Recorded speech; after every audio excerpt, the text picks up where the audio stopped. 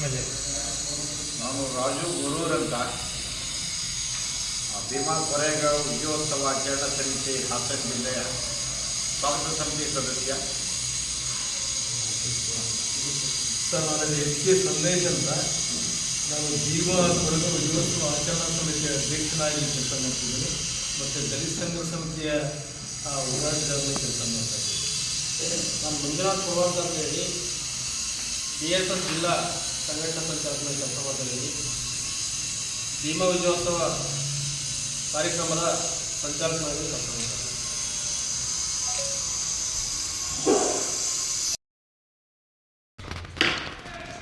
ಚನ್ನರಾಯಪಟ್ಟಣ ತಾಲೂಕಿನ ಸ್ವಾಭಿಮಾನಿ ಬಂಧುಗಳೇ, ಏನು 20/20/2026 ಮಂಗಳವಾರ ಹಾಸನ ಜಿಲ್ಲೆಯಲ್ಲಿ ಭೀಮಾ ಕೊರೆಗಾಂವ್ ವಿಜಯೋತ್ಸವ ಆಚರಣೆ ಸಮಿತಿಯ ವತಿಯಿಂದ ಬೃಹತ್ ಕಾರ್ಯಕ್ರಮನ ಹಮ್ಮಿಕೊಂಡಿದ್ದು, ತಾಲೂಕಿನ ಸಮಸ್ತ ನಾಗರಿಕರು ಎಲ್ಲರೂ ಕೂಡ ಈ ಕಾರ್ಯಕ್ರಮಕ್ಕೆ ಭಾಗವಹಿಸಬೇಕು.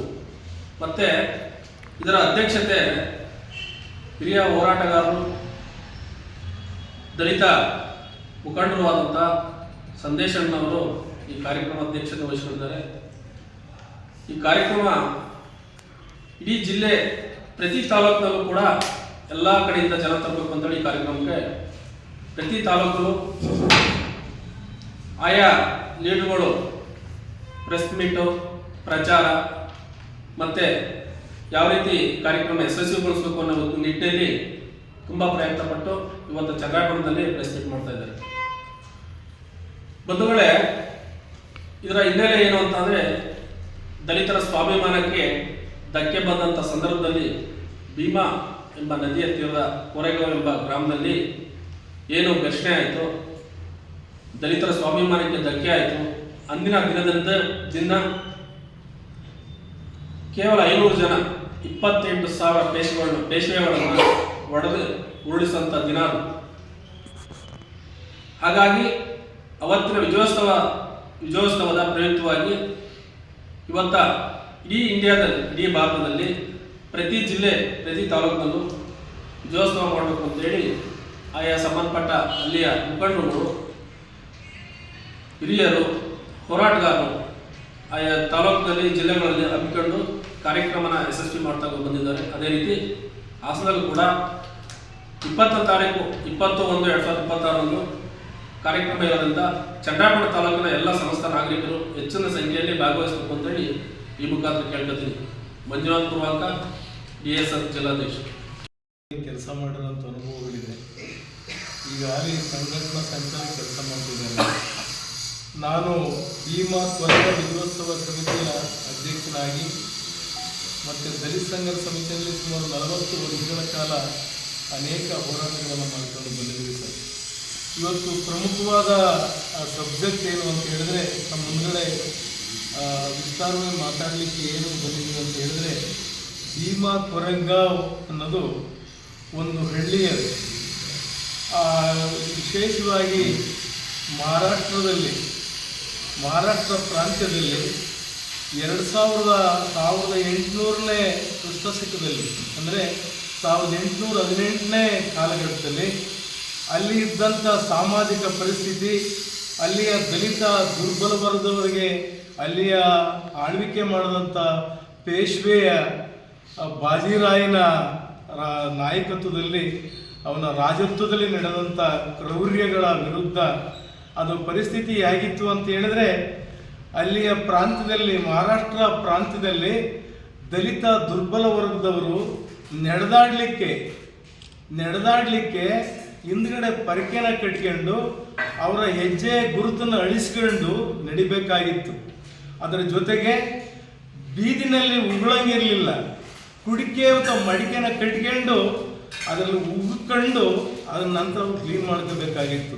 ಅದರೊಟ್ಟಿಗೆ ವಿಶೇಷವಾಗಿ ದಲಿತ ದುರ್ಬಲ ವರ್ಗದವರು ಸಂಬೋಳಿ ಅಂತ ಕರೆಯುವಂಥ ಕಾಲಘಟ್ಟ. ಅಂದರೆ ಸಂಬೋಳಿ ಅಂದರೆ ಕುಲ್ವಾಡಿ ಊರೊಳಗೆ ಬರ್ತಾ ಇದ್ದೀನಿ, ಸ್ವಾಮಿ ಬಾಗಿಲ ಕೇಳಿ, ಮಹಿಳೆಯರೇ ಬಾಗಿಲ ಕೇಳಿ ಅಂತ ಹೇಳಿ ಒಳಗಡೆ ಪ್ರವೇಶ. ಅಂದರೆ ಅವನ ಗುರುತಾಗಿ ಅವನಿಗೆ ಕಪ್ಪು ದಾರವನ್ನು ಮಹರ ಸಮುದಾಯದವರು ಅಂಬೇಡ್ಕರ್ ಸಮುದಾಯದವರು ಅಲ್ಲಿ ಕಪ್ಪು ದಾರವನ್ನು ಕಟ್ಕೊಂಡು 2 ಕೈಗೆ ಮುಂಗೈಗೆ ಕಪ್ಪು ದಾರನ ಕಟ್ಕೊಂಡು ಅದು ಸಿಂಬಾಲಿಕ್ ಆಗಿರೋಂಥ ಒಂದು ಸಂದರ್ಭ. ಅದರ ಜೊತೆಗೆ ಬಾಜಿರಾಯನ ಕ್ರೌರ್ಯ ಹೇಗಿತ್ತು ಅಂತ ದಿನಾಚರಣೆ ಆಯಿತು. ಬೇಲೂರಿನಲ್ಲಿ 3ನೇ ವರ್ಷದ ಮಾಡಿದ್ದಾರೆ, ಅರ್ಕಲ್ಗೂಡಲ್ಲಿ 2ನೇ ವರ್ಷದ ಮಾಡಿದ್ದಾರೆ, ಆಲೂರಿನಲ್ಲಿ ಇದೇ ಪ್ರಥಮ ಬಾರಿಗೆ ಅವರು ಮೊನ್ನೆ 7ನೇ ತಾರೀಕು ಮಾಡಿದರು. ಹಾಸನದ ಹೆಡ್ ಕ್ವಾರ್ಟರ್ಸ್ನಲ್ಲಿ ಇದನ್ನು ಮಾಡಬೇಕು ಅಂತ ಹೇಳಿ ಇದಕ್ಕೆ ಯಾರನ್ನ ಗೆಸ್ಟನ್ನು ಕರಿಬೇಕು ಅಂತ ಯೋಚನೆ ಮಾಡಿ ನಾವು ಇದುವರೆಗೂ ಕೂಡ ಇಡೀ ಜಿಲ್ಲೆಯಲ್ಲಿ ಅನೇಕ ಬಾಬಾ ಸಾಹೇಬರ, ಗಾಂಧಿಯವರ ಈ ರಾಷ್ಟ್ರದ ಸ್ಟಾಲ್ವರ್ಸ್ಗಳು ಏನಾಗಿದ್ದಾರೆ, ಬುದ್ಧ, ಬಸವಣ್ಣ, ಅಂಬೇಡ್ಕರ್, ಕುವೆಂಪು ಇವರೆಲ್ಲರೂ ಕೂಡ ಈ ದೇಶದ ಯಾವುದೇ ಜಾತಿಯ ಸ್ವತ್ತಾಗಬಾರ್ದು ಅನ್ನೋ ಕಾರಣಕ್ಕಾಗಿ ದಲಿತರು, ದಲಿತ ಸಂಘರ್ಷ ಸಮಿತಿಯ ಸ್ನೇಹಿತರು ಅನೇಕ ಜನರನ್ನ ನೆನೆಸ್ಕೊಂಡಿದ್ವಿ, ಅವರ ಸ್ಮರಣೆ ಆಚರಣೆ ಮಾಡಿದ್ವಿ. ನಾವು ಮೊನ್ನೆ ಕುವೆಂಪು ಅವರ ಜನ್ಮದಿನಾಚರಣೆ ಆಚರಣೆ ಮಾಡಿದ್ವು, ಸಾವಿತ್ರಿ ಬಾಯಿ ಫುಲೆ ಅವ್ರನ್ನ ಜನ್ಮದಿನಾಚರಣೆಯನ್ನು ಕೂಡ ಮಾಡಿದ್ವಿ. ಹಂಗಾಗಿ ಇದಕ್ಕೆ ಗೆಸ್ಟನ್ನು ಯಾರನ್ನು ಕರಿಬೇಕು ಅನ್ನೋ ಪ್ರಶ್ನೆ ಬಂದಾಗ ಬಾಬಾ ಸಾಹೇಬ್ ಅಂಬೇಡ್ಕರ್ ಅವರ ಮೊಮ್ಮಗ ಭೀಮ್ರಾವ್ ಅಂಬೇಡ್ಕರ್ ಅವ್ರನ್ನ ಕರಿಬೇಕು ಅಂತ ಹೇಳಿ ನಾವೆಲ್ಲ ಕೂತ್ಕೊಂಡು ತೀರ್ಮಾನವನ್ನು ಮಾಡಿದ್ವಿ. ಅವ್ರಿಗೆ ಸಂಪರ್ಕ ಹೆಂಗ್ ಮಾಡಬೇಕು ಅಂತೇಳಿ ನಮಗೆ ತುಂಬ ಆತಂಕ ಆಯಿತು, ಯಾರ ತಕ್ಕ ಹೋಗ್ಬೇಕು ಏನು ಅಂತೇಳಿ. ಆಗ ಕೊನೆಗೆ ಸಿದ್ದರಾಜು ಅಂತ ಅವರು ರಿಟೈರ್ಡ್ DCP ಮತ್ತು ಬೌದ್ಧ ಮಹಾಸಭಾದ ರಾಜ್ಯಾಧ್ಯಕ್ಷರು ಕೂಡ ಹೀಗಾಗಿ ಅವರು ಕೆಲಸ ಮಾಡ್ತಿದ್ದಾರೆ. ಅವ್ರ ಮುಖೇನ ಸಾಹೇಬರಿಗೆ ಅವ್ರಿಗೆ ಕನ್ವಿನ್ಸ್ ಮಾಡಿ ಅವ್ರನ್ನ ಅವತ್ತಿನ ಚೀಫ್ ಗೆಸ್ಟ್ ಆಗಿ ಕರಿತಾ ಇದ್ವಿ ಸರ್. ಬಹುಶಃ ನನಗೆ ಇಂಡಿಯಾ ದೇಶದಲ್ಲಿ ಏನಾದ್ರು ಬಾಬಾ ಸಾಹೇಬ್ರ ಅಂಬೇಡ್ಕರ್ ನಾವಂತೂ ನೋಡೋಕ್ಕಾಗಿಲ್ಲ, ನೀವು ನೋಡೋಕ್ಕಾಗಿಲ್ಲ. ಹಂಗಾಗಿ ಬಾಬಾ ಸಾಹೇಬ್ ಅಂಬೇಡ್ಕರ್ ಅವರು ಹೆಂಗೆ ಬದುಕಿದ್ರು ಅವರು ಯಾವತ್ತೂ ಕೂಡ ಬಹುಶಃ ಮನಸ್ಸು ಮಾಡಿದ್ರೆ ಬಾಬಾ ಸಾಹೇಬರು ಬರೆದಂಥ ಸಂವಿಧಾನದಲ್ಲಿ ಅವರು ಬರೆದಂಥ ಲೇಖನ, ಪೆನ್ನು, ಆ ಟೈ, ಆ ಕೂಟು, ಬೋಟು, ಇವೆಲ್ಲ ಶೂಗಳು ಮತ್ತು ಅವರು ಬಳಸ್ತಿದ್ದಂಥ ಸೀಮೆಣ್ಣೆ ಸ್ಟವ್, ಅವರು ಪಿಟೀಲು, ಅವ್ರದ್ದು ಹಲ್ಲಿನಲ್ಲಿ ಇದ್ದಂಥ ಒಂದು ಇದು, ಅದನ್ನೆಲ್ಲನೂ ಕೂಡ ಅದನ್ನೆಲ್ಲನೂ ಕೂಡ ಜೊತೆಗೆ ಅನೇಕ 55,000 ಪುಸ್ತಕಗಳನ್ನು ಸಾಹೇಬರು ಓದೇವ್ರು ಅಂತ ನಾವು ದಾಖಲೆ, ಅವರು ಅಂಬೇಡ್ಕರ್ ದಾಖಲೆ ಮಾಡಿಲ್ಲ, ಅನೇಕ ಜನ ಹಿಸ್ಟೋರಿಯನ್ ದಾಖಲೆ ಮಾಡಿದ್ದಾರೆ. ಇವರು ಸಾವಿರಾರು ಲೇಖನಗಳನ್ನು ಬರೆದಿದ್ದಾರೆ.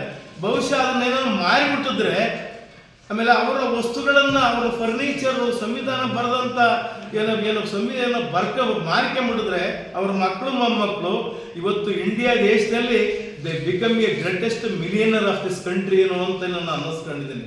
ಆದರೆ ಅವರು ಯಾವುದನ್ನು ಕೂಡ ಸ್ವಂತಕ್ಕೆ ಬಳಸದೆ ಸಾರ್ವಜನಿಕ ಸ್ವತ್ತು ಅಂತೇಳಿ ಅವರು ಪ್ರತಿಜ್ಞೆ ಮಾಡಿ ಅದನ್ನೆಲ್ಲನೂ ಕೂಡ ಮಹಾರಾಷ್ಟ್ರ ಸರ್ಕಾರಕ್ಕೆ ಕೊಟ್ಟಿದ್ದಾರೆ. ಇವತ್ತು ಮಹಾರಾಷ್ಟ್ರ ಸರ್ಕಾರದಲ್ಲಿ ಮ್ಯೂಸಿಯಂನಲ್ಲಿ ಪರ್ಮಿಷನ್ ತಗೊಂಡೋದ್ರೆ ಎಲ್ಲೂ ನೋಡ್ಬೋದು ಅದನ್ನು.